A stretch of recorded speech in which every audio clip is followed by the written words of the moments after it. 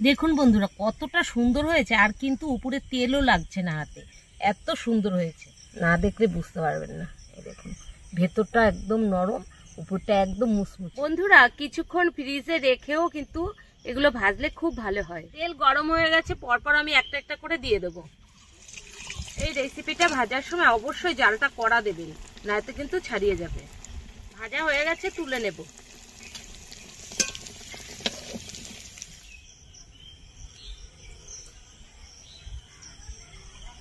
বন্ধুরা এরকম নতুন নতুন রেসিপি যদি প্রতিদিন পাওয়া যায় তা কার না খেতে ভালো লাগে। দারুণ হয়েছে। নমস্কার বন্ধুরা, স্বাগত জানাই জবার রান্নাঘর উইথ ভিলেজ ফুডে।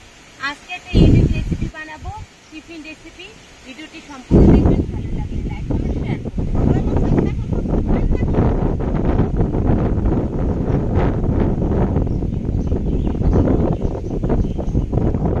পেঁয়াজ গাজর আর ক্যাপসিকামটা কেটে নেব।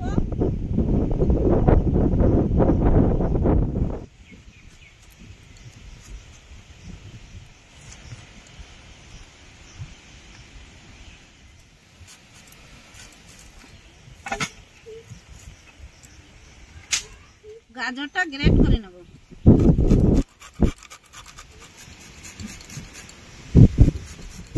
একটা পুর বানিয়ে নেব। বন্ধুরা এখানে আমি 4 পিস রুটি নিয়ে নিয়েছি, এখন একটু জলে ভিজিয়ে নেব।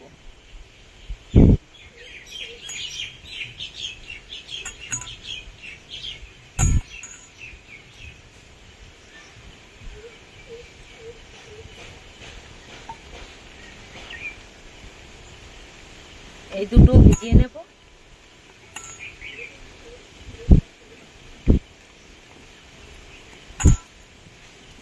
এবার হাত দিয়ে চেপে চেপে জলটা আমি বের করে দেব।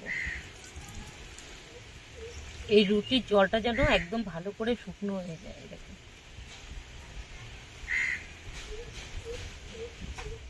এই দেখুন বন্ধুরা, রুটিটা আমি ভিজিয়ে ভালো করে চিপড়েও নিয়েছি।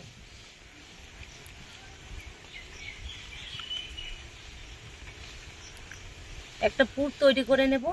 পেঁয়াজ কুচি, গাজর কুচি,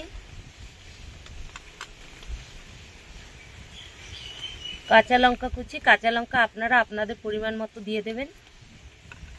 আর দিচ্ছি ক্যাপসিকাম কুচি। আপনারা চাইলে এখানে অন্য সবজিও ব্যবহার করতে পারেন, আমার এই সবজিগুলো ভালো লাগে তো আমি এই সবজিগুলো দিয়ে দিয়েছি। রসুন কুচি,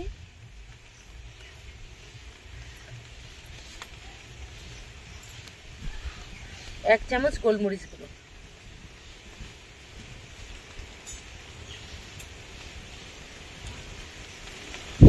স্বাদ মতো লবণ,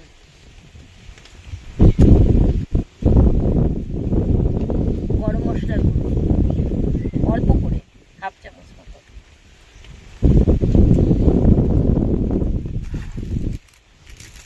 দিয়ে দেবো চাট মশলা। এতে করে স্বাদটা খুব ভালো হয়। 1 চামচ মতো চাট মশলা দিয়ে দিচ্ছি।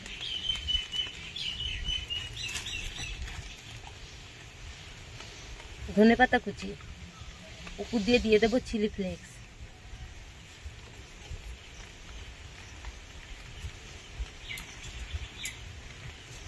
তিনটে ডিম নিয়ে নিয়েছি, এবার ডিমটা আমি গ্রেট করে দেব।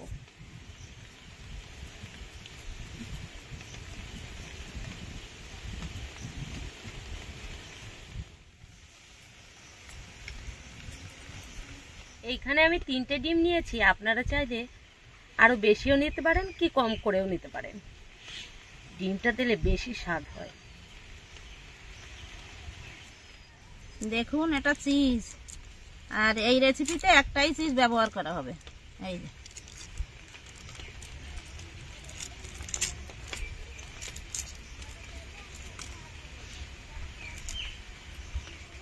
বন্ধুরা চিজটা দিলে কিন্তু খাবারটা খুব সুন্দর তৈরি হবে, আর বাচ্চাদের কিন্তু প্রিয় খাবার চিজ, আর চিজ দিলে স্বাদটাও অনেক সুন্দর হয়।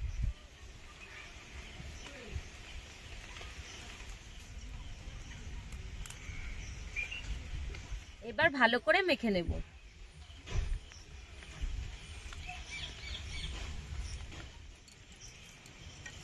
এখান থেকে পুর নিয়ে নেব।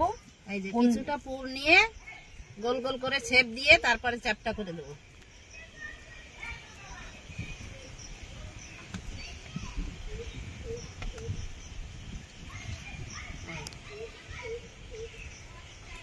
এবার কোটিং করে নেব।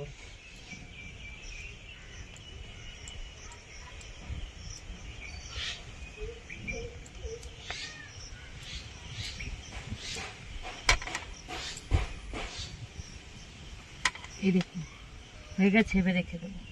এই যে কড়াই গরম হয়ে গেছে, তেল দিয়ে দেব। বন্ধুরা কিছুক্ষণ ফ্রিজে রেখেও কিন্তু এগুলো ভাজলে খুব ভালো হয়। তেল গরম হয়ে গেছে, পরপর আমি একটা একটা করে দিয়ে দেবো।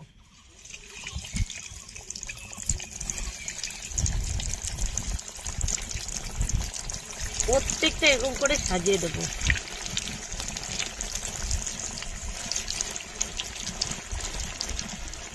এবার উল্টে দেব।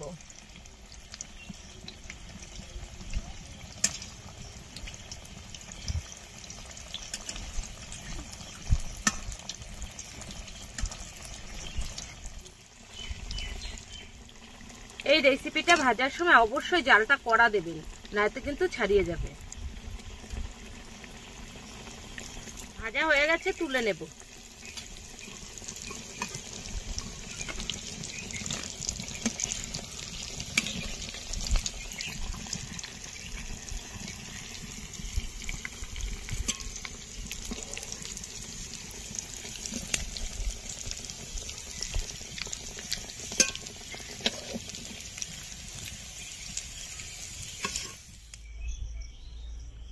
বন্ধুরা দেখুন কত সুন্দর হয়েছে, দেখতে ভালো লাগছে, খেতেও এর থেকে ভালো লাগবে। এই যে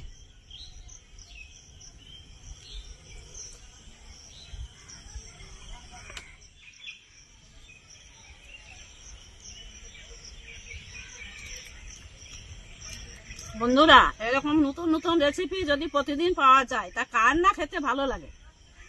দারুণ হয়েছে। দেখুন বন্ধুরা কতটা সুন্দর হয়েছে, আর কিন্তু উপরে তেলও লাগছে না হাতে, এত সুন্দর হয়েছে। এই দেখুন, না দেখলে বুঝতে পারবেন না। এই দেখুন ভেতরটা একদম নরম, উপরটা একদম মুচমুচে।